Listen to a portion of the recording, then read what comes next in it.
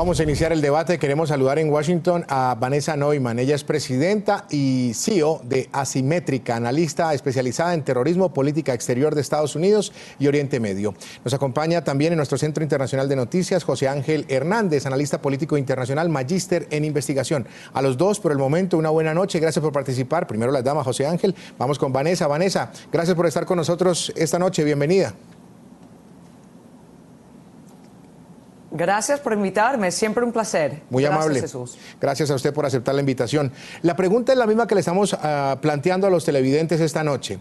¿Cuál debe ser la estrategia para esos países que se sienten amenazados por ISIS? ¿Qué deben hacer? Y quizás el interrogante que ya lo vamos a analizar más adelante es si usted ve una alianza entre Estados Unidos y Rusia para combatir el Estado Islámico. Eso si quiere lo profundizamos más adelante, pero por lo pronto, enfoquémonos en la estrategia de los que están amenazados o se sienten amenazados. Bienvenida. Bienvenida. Bueno, gracias. Si yo pudiera contestar esa pregunta con todos los detalles, sería presidente de los Estados Unidos, o por lo menos debería ser candidata. Es un asunto súper complejo. Yo creo que ese es el gran debate, que nadie tiene exactamente la respuesta. Pero eso sí, hay que haber una solución, que es lo que con varias estrategias que digamos a la vez, varias partes. Uno es, por supuesto, el factor de inteligencia. Un problema que tienen en Francia es que no comparten la inteligencia muy bien, son muy compartimentalizados. Los británicos aprendieron a manejar inteligencia cuando estaban peleando contra los irlandeses, el terrorismo irlandés, el IRA, como dicen, y ahí aprendieron a que tienen que seguir el líder, ya sea dentro de tu departamento o no. Entonces, una de las cosas que tenemos que aprender de donde falló Francia es eso, que tienen seguridad interior, seguridad exterior, y también que tenían algunos casos de law enforcement, policíacos y judiciales, que entonces no permitían que los agentes de inteligencia vieran esos datos porque no quieren que se metan con eso. Entonces, lección número 1, todos los países tienen que compartir dentro de su propio país la inteligencia mejor. B, compartir la inteligencia con otros países. Cuando yo creo que fue Grecia, les preguntó a Francia sobre un señor que estaba entrando, que Francia lo tenía ya vigilado, fiché, como dicen. Francia no le contestó la pregunta y lo dejaron pasar, y bueno, ya vieron eso. El otro caso también es defender contra la narrativa de los terroristas y de los yihadistas. Desafortunadamente, una de las cosas que se va a necesitar es una de las cosas que exactamente va a ser más difícil de implementar y por lo cual va a haber poco apetito. Es incluir al mundo islámico, incluir a los niños que se sienten marginalizados, que se sienten que hay un evento. Hay como una fórmula casi que se ha observado en todos estos casos, que son que los niños nacen en el oeste, son hijos de inmigrantes y se sienten radicalizados en los años 20, justo también cuando sufren un evento personal. Sí. Entonces, vigilar eso y manejar que ellos puedan ir a practicar su religión, pero no en una manera más radical. Perfecto. José Ángel, una buena noche. Bienvenido una vez más a este la espacio. Integración. Sí, Vanessa, perdón, ¿la interrumpí? ¿Sí? No, para nada. Vale, gracias, Vanessa. José Ángel, bienvenido. La misma pregunta que le planteaba a Vanessa para empezar este programa. ¿Dónde se deben enfocar esos gobiernos que se sienten amenazados por ISIS? Porque, como lo está explicando ella, sin lugar a dudas, hay muchas lecciones de lo que sucedió en París el pasado viernes. ¿Cómo aplicar esas lecciones para evitar que algo les llegue a pasar? Bueno, llegados a este punto en el que estamos actualmente, la situación ya no es tanto de prevención como de actuación. Me refiero a que los golpes han sido demasiado duros como para poder hacer una política a largo plazo, ¿de acuerdo? Porque En breve, yo no creo que haya, por desgracia, en breve veremos más atentados, veremos más sufrimiento, ¿de acuerdo? Y teniendo en cuenta que quienes más sufren en la zona donde está el ISIS, al que se atribuye este atentado, son los mismos habitantes de esa zona en la que están, los mismos musulmanes, aunque también cristianos que han sido barridos de esa zona totalmente, lo que sí es cierto es y lo que pide la opinión pública occidental es actuación en la zona.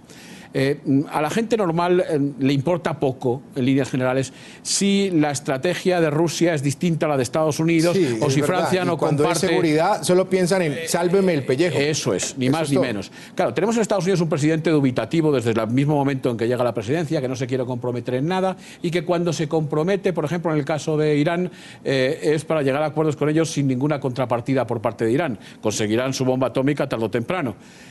O en el caso de Cuba, ¿no? Bueno, pues yo llevo a negociaciones con Cuba, pero ustedes siguen metiendo a la gente en la cárcel y yo no hago nada. Esa imagen que da Estados Unidos en el mundo no es de liderazgo. Y cuando se es líder en el mundo, se tiene que ejercer una cierta misión de gendarmería en el mundo, que es la que no ejerce Estados Unidos. Esto lo saben los terroristas. Y los terroristas actúan en Francia y actúan en Europa porque es el sitio es todavía más vulnerable que Estados Unidos, ¿no? ¿Lo puedo interrumpir un segundo para plantear lo mismo a usted y a Vanessa? Según lo que usted expone en esta respuesta, José Ángel, ya la prevención falló, ya no hay prevención, no vale la pena hacer prevención, hay es que actuar. No, pero es que imagínense, es que todo esto es muy complicado. Vamos a ver. Sabemos que países aliados de Occidente, países árabes, son los que financian de una manera o de otra también al ISIS. Y no se hace nada, me refiero a países del Golfo Pérsico, ¿de acuerdo? Lo sabemos. Pero como son aliados de Occidente, les permitimos, o digamos que hacemos la vista gorda para un lado o para otro. Estados Unidos no quiere apoyar una intervención allá conjuntamente con Rusia porque Rusia tiene unos intereses distintos, cuáles son el mantener el régimen de Assad, no a Assad, sino al régimen de Assad, con apoyo también de Irán. Estados Unidos no quiere saber nada de que apoyando a Rusia, Irán también establezca unos niveles de expansión en la zona. Y mientras tanto esto ocurre, pues los refugiados siguen llegando a Europa y entre algunos de los refugiados, por desgracia, no todos, pero digo, entre algunos de los refugiados son gente que han actuado en estos casos. Ya hablamos de ese drama específico de los refugiados. Vanessa, sobre lo mismo que le planteaba José Ángel, me queda la primera respuesta de él. Si ya no se puede o no vale la pena prevenir, ya hay es que actuar.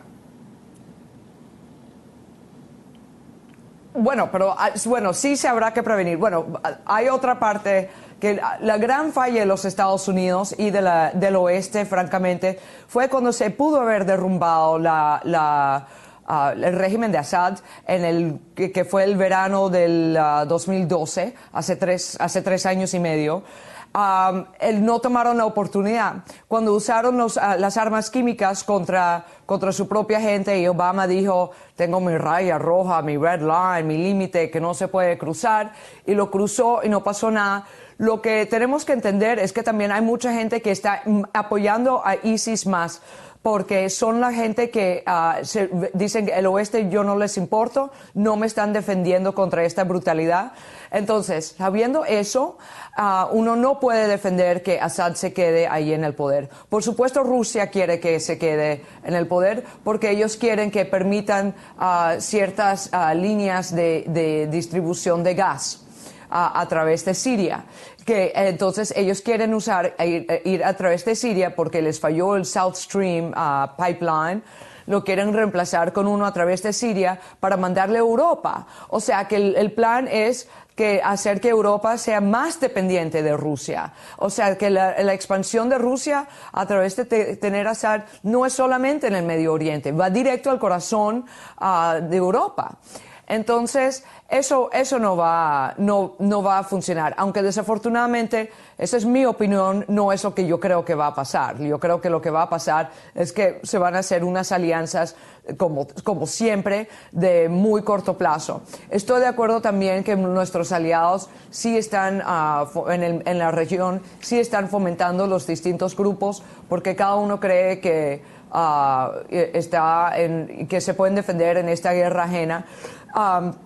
Y también tienen, pero el fanatismo sí les da mucho miedo, porque este movimiento, lo que estamos viendo, es la tercera etapa del islamismo. Empezó con un yihad interno, que es contra los regímenes de países musulmanes que no son lo suficientemente religiosos. después varios jihad arenas, que eran otros países donde habían otros países del exterior, como Afganistán, que fue Rusia. Y cuando se votaron a los rusos, ahí arrancó todo porque se dieron cuenta que ¡qué maravilla! Con este terrorismo podemos asustar a otros países y sacarlos de la región e instalar un régimen más religioso. Esta es la tercera etapa, que es la exportación global. Y hay una literatura muy extensiva sobre eso. Sí. O sea, esto no es teoría, hay muchísima documentación interna de eso. Entonces, tenemos que entender que esto no va a acabar a corto plazo, y los mismos países tienen que entender que esto no es una guerra ajena en la cual ellos quieren seguir. ¿Coincide usted, Vanessa, con José Ángel en el sentido de que vendrán más ataques y quizás más pronto de lo que estamos pensando? Absolutamente.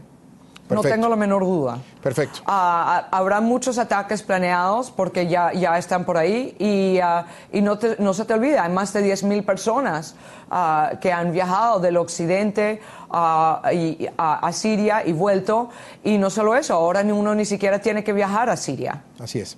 Ahora, se puede radicalizar por el internet. Claro que sí, claro que sí. Ahora, José Ángel, usted planteaba en esas primeras palabras hace unos minutos el papel de Estados Unidos. Yo le pregunto, ese papel de Estados Unidos lo tenemos que mirar ya de una manera global, porque como usted bien señalaba, el mundo entero, cuando pasa esto, inmediatamente la referencia es mira a Estados Unidos y mira cuál va a ser la reacción del presidente, en este caso de Barack Obama. ¿Qué puede pasar en la cabeza de Barack Obama y qué debe hacer en los próximos días? Bueno, una cosa es lo que pienso yo que debería hacer y otra cosa es lo que él con sus asesores pueda pensar. Sí, lo que realmente va a hacer, exacto. Dentro de mi nivel, que es ínfimo comparado con el presidente, exactamente, pues es un poco distinto, efectivamente. Vamos a ver, Obama, y acercándose a las elecciones, difícilmente va a tomar posición dura. No puede ser que tome posición dura obligado por acontecimientos dramáticos antes de las elecciones. Que le toque en su territorio, por ejemplo. Bueno, el territorio de Estado... Es que hasta que no entendamos, cuando uno habla con la gente un poquitín y tiene ese sentimiento antinorteamericano, que es un virus que no quita ninguna vacuna, ¿no?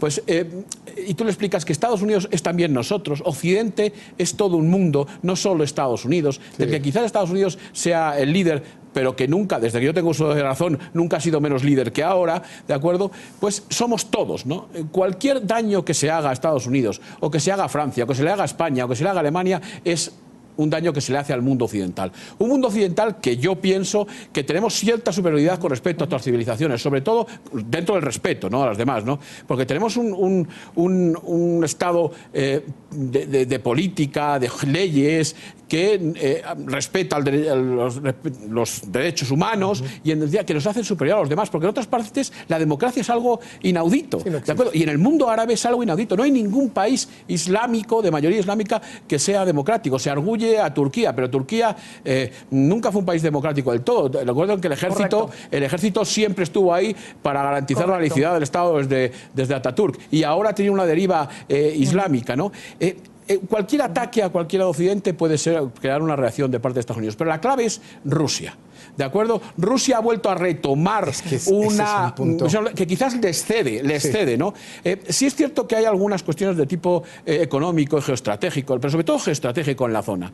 Ellos no están dispuestos a perder un aliado en esa zona y a mantener... Tienen una base naval en Siria, quizás la única que tengan en el extranjero, ¿de acuerdo? No van a permitir que eso caiga así como así. Y recordemos también que Assad tiene una parte de apoyo importante de su propio pueblo, muchísimo. Él es alawí, que es una variante del chiismo, que sabe que les va la vida si los del ISIS acaban con ellos, que son sunitas, ¿de acuerdo? Sí. Y por eso Arabia Saudí y algunos países apoyan a los sunitas. En definitiva, se están jugando muchísimas cosas en esa zona que exceden a la actuación de un solo país. Si no se, digamos, van en santa compañía, como decía alguno por ahí, es muy difícil la solución en esa zona, que no se va a dar ni aún así en poco tiempo.